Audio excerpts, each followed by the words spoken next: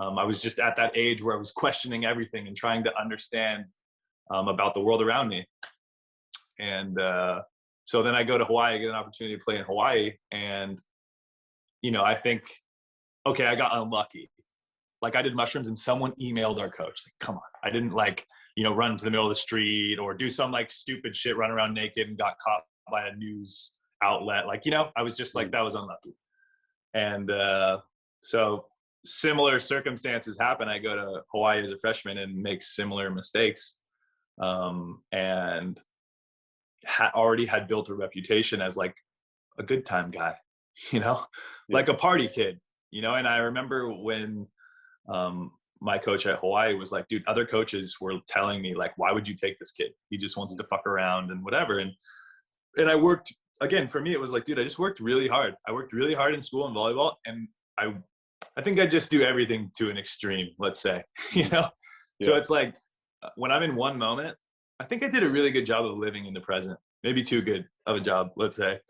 But like when I show up to practice, it's what I was thinking about, training. And then when I left, it's like, I don't need to talk about volleyball. It's over. It's done. And I knew on to the next thing. And so it would be like, volleyball's taken care of, school's taken care of. It's the weekend. I'm going to go party and have fun with friends because I'm 19 years old. And I'm not thinking about the consequences of drinking and driving or, like any of those kind of mistakes that you can make as someone who's young and new to a lot of those things. And then that caught up with me again, and then I hit a real moment for myself that was really just like, it's happening again. In fact, when I was let go from the team, I never forget being at this place called Blazing Steaks with this guy, Jeff Hall, who was our assistant coach, talking about playing in Canada. It was like, well, no one in the US wants you now, for sure. You can't actually transfer to another school because you've already used your one-time transfer, whatever the rule was. So I was talking about like going to McMaster maybe, or going to like these other Canadian universities and being like, oh my God, I'm in fucking Hawaii. I'm not going to, Knuckle Puck City, dude. It's freezing out there, I can't handle that. Yeah. And again, just like really, really privileged kid who was like, dude, I don't, there's no way. I started crying like, dude, I can't believe. Like then it became, that was a short moment where it became real. And it's so funny because, I've had people ask me like, oh, what's the real lesson? Is it not, don't do drugs? Is it these different things? And it's been so funny to try to answer because I think all the time, like, okay, if I could if future me could go back to a younger version of myself and be like, hey bro, trust me, don't take those mushrooms, dude. Cause like this kid is going to say like, I just, I look back and I think, man, there's literally nothing anyone could have told me that would have made me not do what I felt like was okay to do. And so it's been so strange to try to like give advice to kids or try to answer some of those questions because I'm just like, man, I wouldn't have listened to anything anyone said. It's this is such a strange thing to be like, there's so many kids out there, I'm sure, that are have very different upbringings that maybe are being introduced to psychedelics or to weed or drinking or partying, that kind of lifestyle. And as much as I want to be like, don't do that, it's just not the reality. Like they're going to do what they want to do. And so I'm almost just leaving this as an open format. Maybe you can help me discover this answer, dude. Like I don't have a good response for some people when it's like, I mean, obviously there's a ton of lessons I learned and we can get into that later if you want to, but like the hard part has been like, what advice would you give when, like what advice could I have given myself if I know, like I wasn't going to listen to anyone, The Rock came to my school and was like, yo, don't do drugs. I'd be like, this guy smokes weed, man. Come on. Like this guy's cooking. Yeah, for sure. I don't know. I don't know. Cause I like definitely would have gone into trades had it not been for volleyball. I didn't know that you could actually go and play volleyball after junior high or high school or like getting into club. I was like, oh, whoa, there's this, you can go to university and do this. I had no idea. And so when I was young, I constantly was told by my professor, or not professors, but like school teachers. I remember being like the third grade, being like, I'm going to go to university. And my teacher just laughing at me and being like, you're not going to go to university. Like, you don't get good grades. You're all over the place. You're running around during class. Like, you're not going to university. And so that was always this thought in my head as I grew up, and it was that I was just this dumb kid and I wasn't going to go to university. If anything, I was going to go and do trades, which I would have been fine with. My dad and my brother do trades. It's a very honorable profession. But I wouldn't have gotten into school most likely if I weren't playing volleyball. I think that my coach pulled some strings to get me in. And then my first year, I almost failed out, lost my athletic scholarship fully, and then went back the next year, did a little bit better. And then the next year I did a little bit better. And then after I ruptured my Achilles, I decided like I was kind of same thing. I was partying a lot, and I was kind of this socially, I was the kind of weird kid that would always have a good time, always questioning things, always asking why, which was super frustrating for a lot of guys, I'm sure. Like, why do I have to do that? Why aren't you doing that? Why are we doing this drill? What are we doing here? Mm-hmm. And so I think over time, like I was kind of this, like I said, annoying kid. And then as time went on, I started to pick up more responsibility. And actually, after I almost failed out, my coach sat me down in a room and said, like, hey, you have to talk to your mom. Like as a parent, it's something that I think that it's this part of your life that has been removed and you're totally out of whack. Like, I think that it would be good. They were in contact via email because she was helping to pay for my rent and through an RESP. And so they were in contact, and he was like, hey, you just got to reach out. Like, I think if you guys have a conversation. And I remember her and I had a conversation, and I had to put my phone on mute to cry during our conversation because I hadn't heard her voice in 9 years, and her and I were inseparable when I was a kid. And so I would have to put it on mute and cry.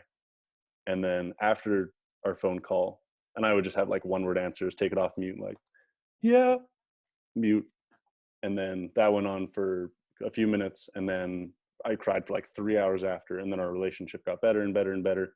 And it was just this loss of something, and this loss of me in a sense, because we're 50 mom and dad.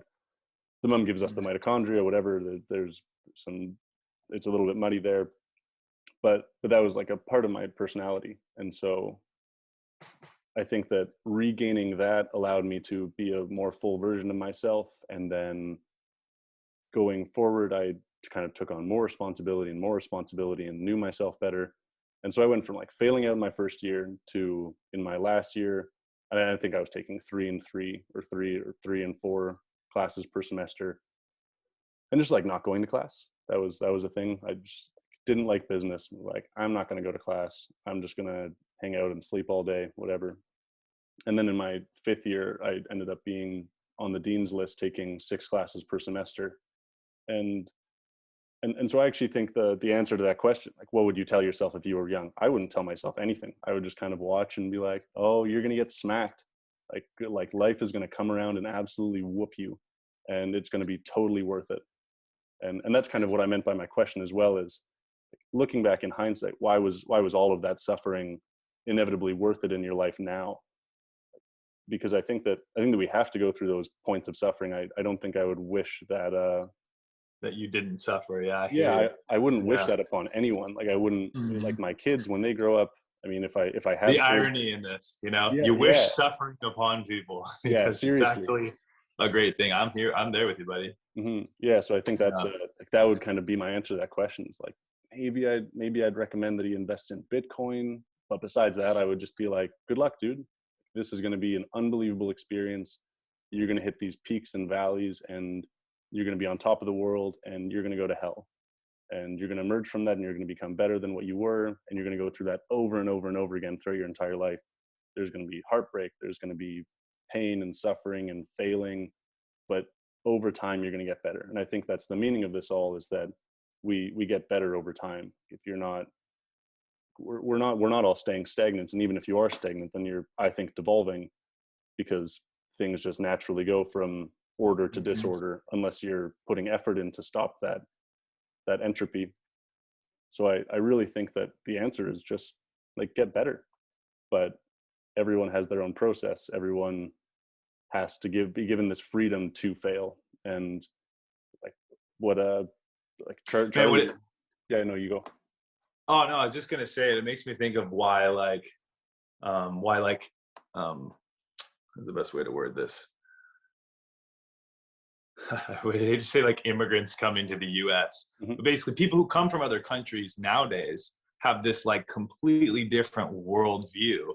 And there's just so many success stories of like guy comes from India with his family and like starts a business and becomes successful. And those guys work, they're notorious for working really hard. Mhm. And all of that is because they come from a place of like, um, I can imagine like so much less fortunate. They're so much less fortunate and they come to a place like America and they see that opportunity. Right. And I think that's what happened to me is I then entered a space that was like, this is the third world version of you, let's say, Yeah. you know, where like volleyball's gone. All the things you were like so comfortable having are gone now. And now you're going to have to go to another university maybe, or maybe be done. And you're going to have your, what you was your purpose in life ripped away from you.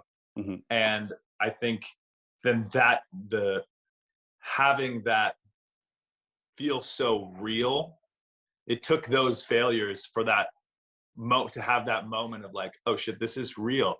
And like this is now the second time that my identity feels like it's being stripped of me, Mhm. you know? And there was a real moment where I just decided like, okay, I'm not like kicked off the team, see you later, never again. But they were like, don't come back for the rest of the year. And like, you're not on the team. Mhm. But there just still felt like this potential chance. And I remember being like, this is literally all I have now. I need to just like, it was my final moment, you know, Mhm. of just being like, I need to clean everything up, diet, work ethic. Dude, I worked, man, I at the time I had a shoulder surgery that summer. I had a slap tear. Mhm. And so I was about 3 or 4 weeks post surgery by the time I was let go from the team, literally at the beginning of the year, basically. Mhm.